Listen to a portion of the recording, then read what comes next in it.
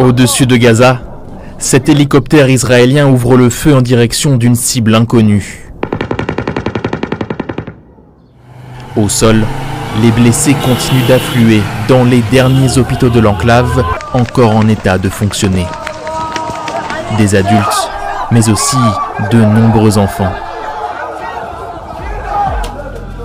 Plus d'un an et demi après le début du conflit, la situation humanitaire continue d'empirer. Aujourd'hui, le gouvernement israélien annonce sa volonté de s'emparer de l'entièreté de la bande de Gaza.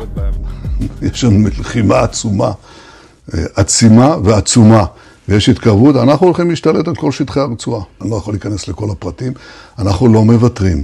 אבל כדי לעשות את זה, צריך לעשות את זה באופן כזה שלא יעצרו אותנו. Des propos qui rappellent ceux de Donald Trump il y a quelques mois. En février, le président américain avait affirmé vouloir prendre possession de la bande de Gaza pour en faire une luxueuse Riviera. Chasser les Palestiniens de ce territoire, l'idée avait déjà été mentionnée en mars. Bezalel Smotrich, le ministre israélien des Finances ultra-orthodoxe, s'était étendu sur le sujet de façon très détaillée. אם נוציא 10,000 איש ביום, 7 ימים בשבוע, זה לוקח חצי שנה. אם נוציא 5,000 ביום, זה לוקח שנה. שוב, זה כמובן אחרי שיש מדינות, אבל אלה תהליכים מאוד מאוד ארוכים. Au regard du droit international, le déplacement forcé de population est contraire à la 4e Convention de Genève et peut constituer un crime de guerre. Toujours en mars dernier, le ministre israélien de la Défense avait annoncé la création d'une administration spéciale, dédiée selon lui à l'aide au départ des habitants volontaires pour quitter Gaza en direction d'un pays tiers. Mais l'État d'Israël aurait-il pu franchir un palier supplémentaire et inciter directement des Gazaouis à quitter leur terre? Dans l'enclave palestinienne, Saïd, qui tient un stand de nourriture, a reçu un SMS lui proposant justement de partir de Gaza. Aux résidents concernés de Burej, nous examinons la possibilité de quitter la bande de Gaza. Vous êtes invités à venir pour un entretien le mardi 22 avril 2025 entre 9h et 14h au corridor de Netzarim.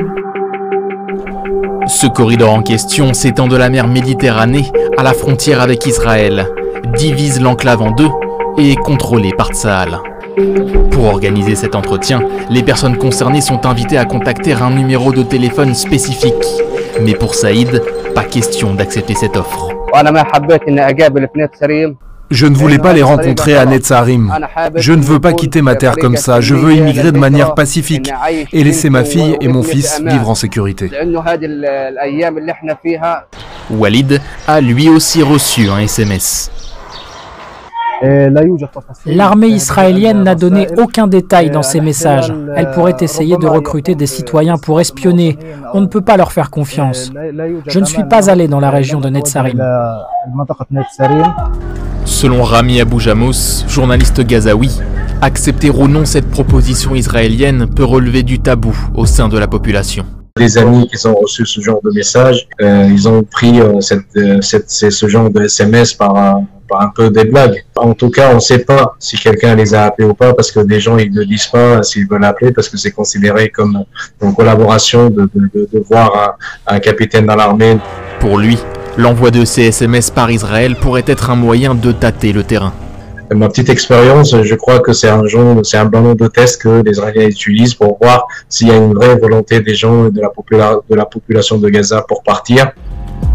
Contacté par BFM TV, le porte-parole de l'armée israélienne a déclaré n'avoir aucun détail concernant l'envoi de SMS et affirme qu'Israël ne cherche pas à déplacer les Gazaouis.